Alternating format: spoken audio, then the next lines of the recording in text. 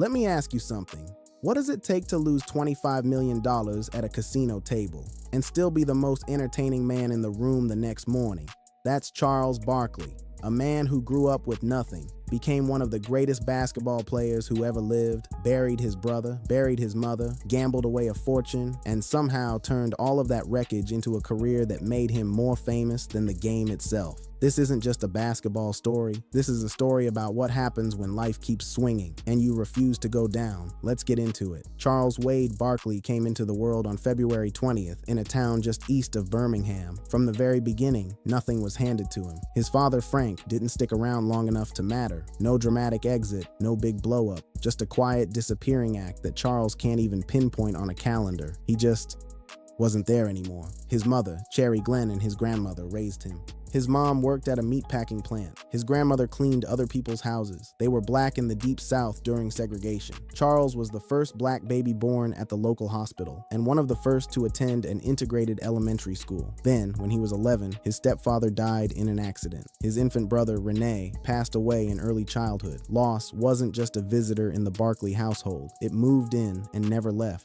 Here's what's remarkable though. He almost let it bury him. As a teenager, Charles started stealing. First pens, then cakes from a delivery truck, small stuff. But it escalated fast, and one night the police were crawling through the woods looking for him. He dropped to his knees and stayed low, heart pounding, while officers searched just yards away. He got away, but the next morning, something clicked. When you hear the cops, and you hear people crawling nearby, he said, you realize real quick, this ain't for you. That morning, he picked up a basketball, not because he loved it, because it was the only door he could see that didn't lead back to those woods. Here's the thing, he wasn't a prodigy. At 5'10" and 220 pounds as a junior, he couldn't even make the varsity squad. But then came the growth spurt. Almost overnight, he shot up to 6'4", and what happened next is pure Charles Barkley. He found a brick fence behind his house and spent entire summers jumping over it. Hours, every day. Nobody watching, nobody clapping. Just a kid betting on himself when nobody else would. By his senior year, he was averaging 19.1 points and 17.9 rebounds. Still, college scouts barely looked his way until a Christmas tournament game where he ran into Bobby Lee Hurt, a 6'10" blue-chip recruit who was supposed to be the best big man in Alabama.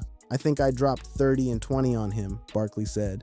After that, the phone started ringing. He chose Auburn, not because they rolled out the red carpet, because they didn't, and went on to lead the SEC in rebounding all 3 seasons, was named SEC Player of the Year in 1984, and took Auburn to its first ever NCAA tournament appearance. At somewhere between 290 and 300 pounds, the media gave him a nickname, the Round Mound of Rebound. They meant it as a dig. He turned it into a brand. At the 1984 NBA draft, he went 5th overall, behind Hakeem Olajuwon and Michael Jordan. Philadelphia offered him the league minimum, $75,000. His response? I didn't leave college for $75,000. In the 2 days before the draft, he deliberately ate himself from 270 pounds up to 302, well above what the Sixers wanted. The front office was furious. They drafted him anyway, then renegotiated a 4-year, $2 million deal. He walked into his first NBA locker room alongside Julius Erving and Moses Malone. At 21 years old, the kid nobody recruited had arrived. Moses Malone didn't coddle him.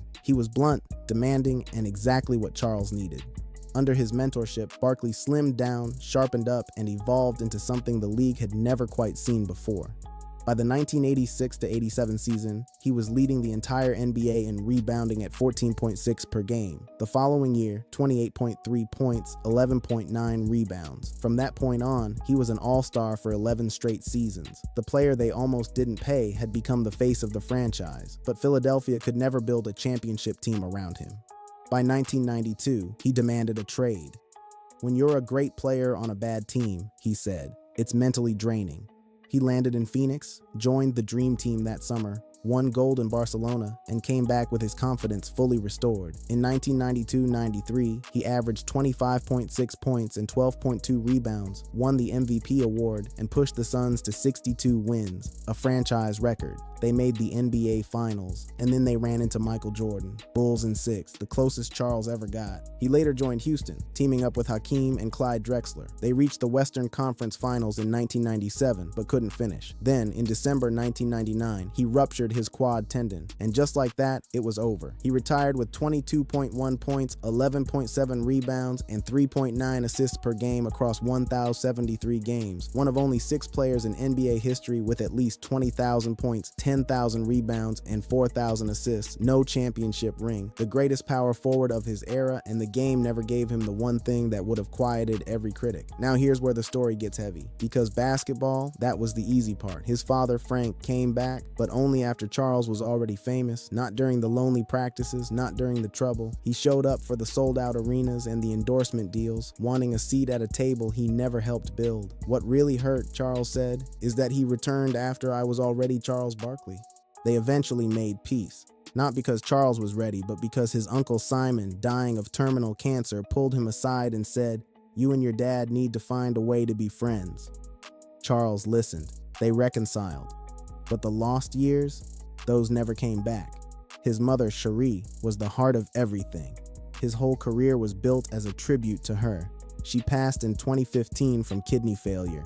And Charles, the man who always has something to say, has gone visibly quiet every time he's tried to talk about her on television since. But before losing his mother, he lost his brother. Daryl Barkley was born 3 years after Charles in Leeds. While Charles found basketball, Daryl found cocaine. His addiction became public in 1989 when Charles was starring for the Sixers. Charles threw money at the problem. Rehab program after rehab program. He threatened to cut Daryl off completely. Nothing worked. The addiction ravaged Daryl's body until his heart was functioning at just 10% capacity. Then, in early 2003, Daryl received a donor heart in Birmingham, and something extraordinary happened. He got clean. He started a ministry for heart transplant patients and their families. He became a church deacon. He transformed the darkest chapter of his life into something that helped other people find the light. Then, on March 20th, 2009, Daryl Barkley died at home. He was 42. His mother was the one who found him. The heart transplant had bought him 6 years. But the years of abuse had done permanent damage, and his body finally ran out of time. "It's like a bad movie," Charles said in 2016. "You already know how it's going to end." He was still saying that in 2024. 15 years later, some losses don't soften, they just become part of you. You want to understand Charles Barkley, the broadcaster, the provocateur, the guy who always says exactly the thing nobody else will say?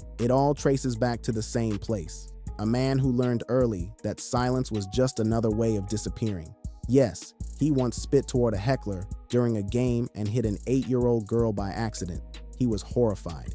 He apologized immediately, got fined, served his suspension, and has called it the one thing from his career he genuinely wishes he could take back. Yes, he threw a man through a glass window in an Orlando bar in 1997. After that man threw ice at a woman at his table. The fine, $320? Yes, he got a DUI on New Year's Eve 2008 in Arizona, pled guilty, and did 3 days in jail. No spin, no excuses, and yes, he lost somewhere between $20 and $25 million gambling over 2 decades, sometimes dropping $1 million in a single day, 10 to 15 different times. But here's what you have to understand. He never hid from any of it. He faced every camera, every microphone, every question. In an era when athletes and celebrities hire PR firms specifically to make their messes disappear, Charles Barkley stood in the wreckage and described it to you in detail. That 1993 Nike commercial where he looked straight into the camera and said athletes aren't role models, parents are, while endorsement money was on the line, that wasn't recklessness. That was a man who simply cannot pretend. It cost him friendships, real ones. His beef with Michael Jordan, over 20 years of brotherhood, golf, and gambling, ended in 2012 when Charles said on television that Jordan was failing as an executive because he only surrounded himself with yes men.